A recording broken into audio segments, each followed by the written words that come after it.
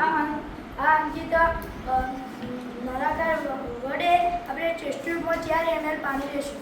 Chloride રિએજન્ટના 15 ટીપા test ટ્યુબમાં નાખીશું.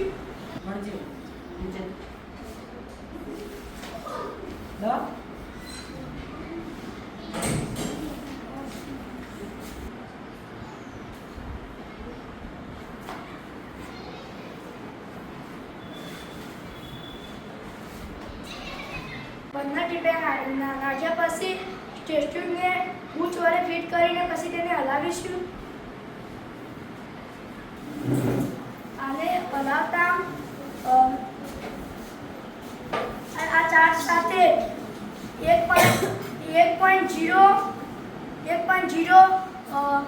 પ્રમાણ પ્રોડાઈનું જોવા મળે.